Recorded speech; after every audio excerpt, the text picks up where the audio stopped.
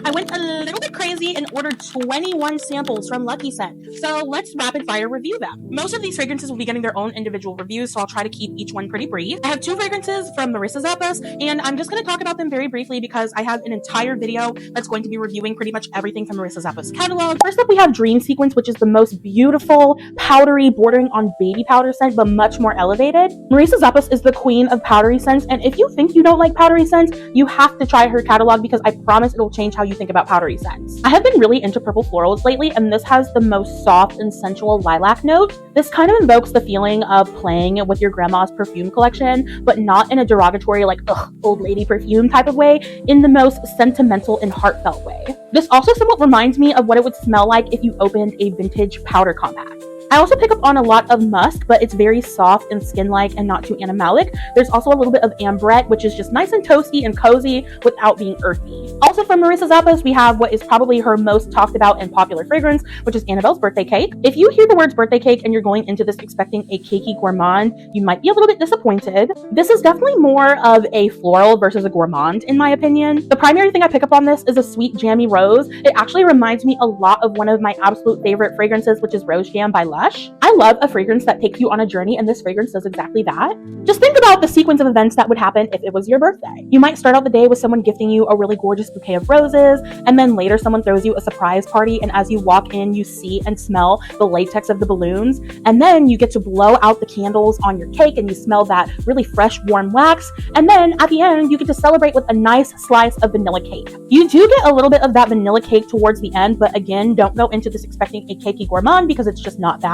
But this is definitely a perfume that works in phases, so if you're not a fan of it right away, I would keep checking in with it over the course of several hours because it definitely transforms. Next up, we have Angeli di Firenze, also known as Angels of Florence from Santa Maria Novella. I can't remember exactly who recommended this fragrance, but if I can find her, I will tag her in this video because the way that she described this made it sound so irresistible. This fragrance has the perfect name because this is truly an angelic fragrance. Initially, you get a blast of melon, and not like a sugary watermelon, but more of like a fresh pressed juice watermelon, more along the lines of a honeydew or a cantaloupe. And not only do you get the melon flesh, but you also get the melon rind.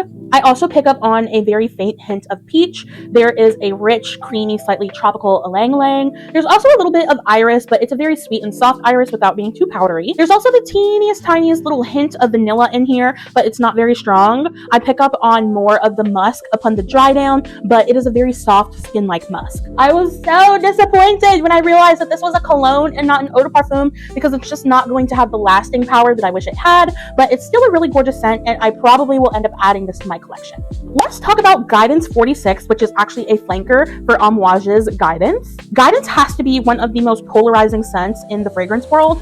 Now, I haven't smelled the original Guidance, so I can't do much of a comparison for you just yet, but when I smelled this, there was something so tart, sour, and pungent on the opening. I have seen people say that Guidance gives body odor vibes, and I can absolutely see why someone would say that. She a little funky. There is a slight touch of pepperiness in this, but the pepper is not too strong. But I do get a very potent rose with a very light whiff of hazelnut. It adds a little bit of nuttiness and woodiness, but it's not too strong. I will say that this is quite headache inducing though. Like I had to take a little bit of a break from testing out my samples after I tried this one because it was like an instant headache for me. I can definitely pick up the original Guidance and do a comparison between that and this for you all, but overall I'm not really too impressed with this one. Tai Pei by One Day, and I have been dying to sample the fragrances from One Day, but unfortunately Luckscent was sold out of pretty much all of them except for this one. This is an extremely photorealistic rice scent. I am half West African, half Caribbean, so those are both cultures that eat a lot of rice, and this just reminds me of the water that's left over after you're washing the rice to get rid of the impurities, and it also kind of smells like steaming rice in the rice cooker.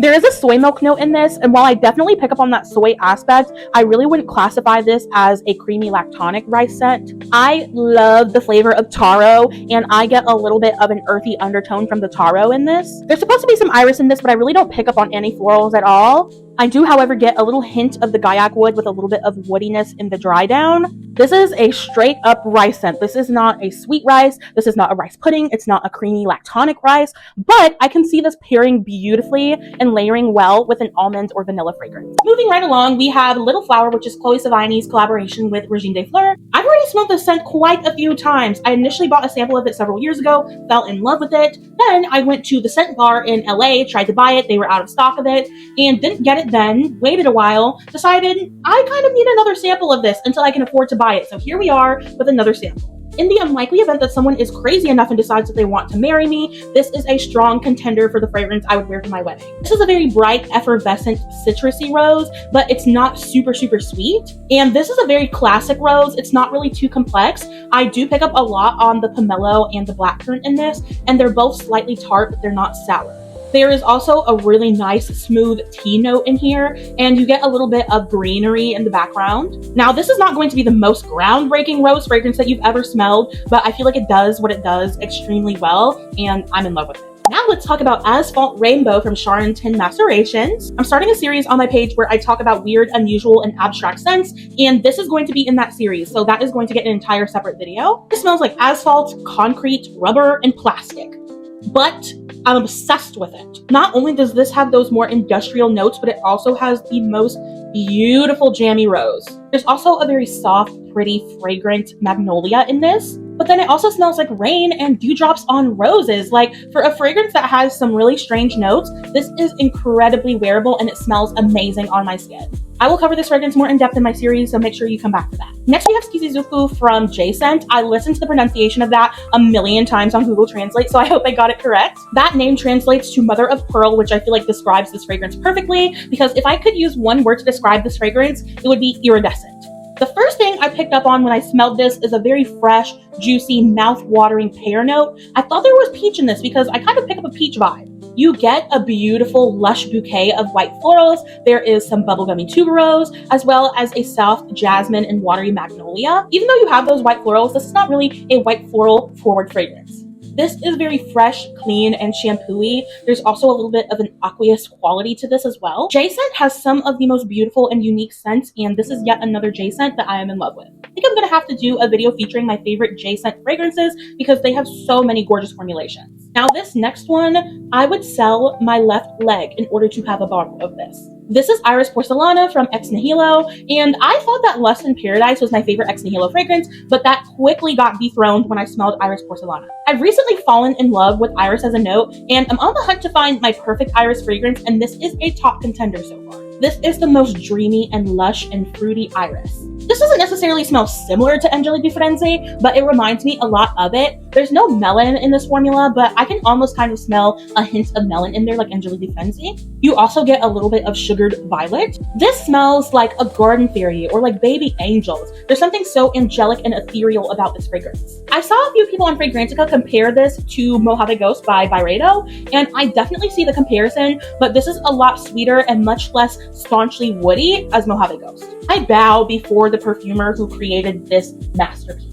Peach's Revenge by Sarah Baker. I watched Olivia Olfactory do a review on this and she was spot on in her review. This is called Peach's Revenge, but it honestly needs to be renamed to Guava's Revenge because this is straight up guava. This has to be the most photorealistic guava that I've ever smelled. I do get a little bit of the peach and nectarine that's supposed to be in this, but if you're going into this expecting a peach forward fragrance, it is not that. It is a guava fragrance before it is a peach fragrance. I also get that really pretty smooth amaretto in this, but it's not really a boozy amaretto. It's more focused on that almond aspect. Apart from the guava, there is a little bit of like a cough syrupy medicinal thing going on as well. It honestly kind of smells like the Cherry Kids Motrin to me, which I'm not going to complain about. I love Cherry Kids Motrin. I would actually get excited when I was a kid and I would get sick because that would mean I would get to drink Motrin and it is so tasty. If you've tried a lot of niche fragrances, then you know that there tends to be a kind of musky, peppery undertone that a lot of niche fragrances share, and that is definitely present here in the Dry Down. I don't get much woodiness from this. There's also supposed to be cardamom in here, but I don't really get much of the spice either. Do not read the Fragrantica reviews of this before you try it because Fragrantica hates this one. I really like it though. I have two samples from Parfums Nicolai, which I love that fragrance house. I actually own their fragrance Fig Tea in a full-size bottle. The first one we'll discuss is Angelys Pear, which didn't smell like what I was expecting it to smell like. I was expecting a very ripe and juicy pear, but this is definitely a lot more green. The pear is pretty faint in this, but I get a lot of moss and bergamot. I think this will be great for people who don't mind fruity fragrances, but prefer them to be not as sweet, because this is definitely a lot more subdued and green and earthy versus super sweet and fruity. Also from Parfums and Nicolai, we have Pavlova, and the very first note that I wrote down for this was Fruity Candy Party.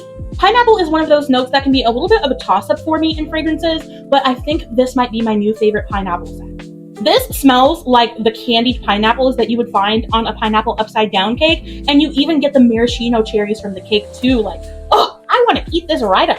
There's also this overripe and tangy passion fruit. Oh, also get a really nice tart, juicy raspberry. I am not a fan of coconut, but there is a dry, shaved coconut type of vibe in this that's not too beachy. It is really good. There's also something a little bit plasticky in here, but not in an unpleasant way. It's almost like just the full overall experience of eating a pineapple upside down cake that comes in one of those plastic containers that is so obnoxious to open, especially if you're trying to sneak a piece of it at nighttime. You also get that rich rum in here without it making the fragrance too boozy. You're coming home with me.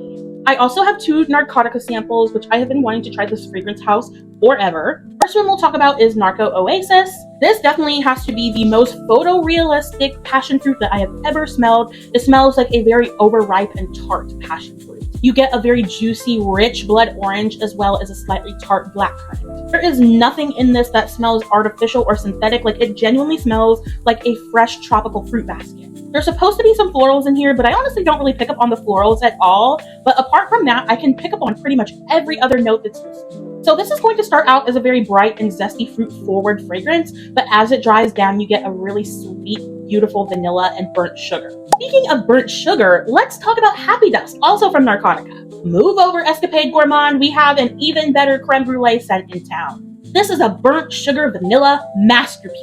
I mostly get that crystallized burnt sugar with a deep bourbon vanilla and a little bit of powdery tonka, but at the same time, there is a sponge sugar cotton candy vibe.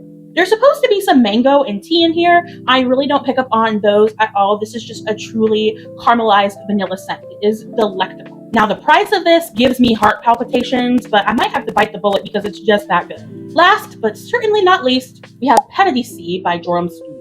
This is a good example for why you shouldn't just go blind buying any fragrance just because it has notes listed that you enjoy, because this fragrance does not smell anything like what I would have expected it to based on the notes. There are quite a few fruity notes listed on this, but this is primarily a green fragrance before it is a fruity fragrance. This smells like a very humid and wet rainforest, which I am absolutely fascinated by how perfumers are able to convey the atmosphere of humidity in fragrances. I think I'm going to have to do a separate video about my favorite humid fragrances, but this is a very earthy, wet, freshly turned soil kind of scent.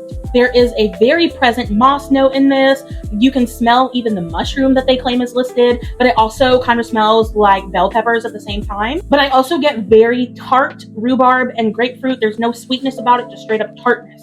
There's a really pleasant cucumber note in here that really lifts the fragrance, but overall this is going to smell like stemmy, sappy greens. She is quite unique, and I don't think I've ever smelled anything like this before. I have had a blast reviewing all of these fragrances. Now, I do have 7 more samples from this order to review, but they're all from Simone Andreoli, so I'm going to do a separate video just talking about that house specifically. So keep an eye out for the Simone Andreoli reviews, as well as my reviews of all of my Marissa Zappas samples. Let me know if you've tried any of these fragrances or if any of them stand out to you.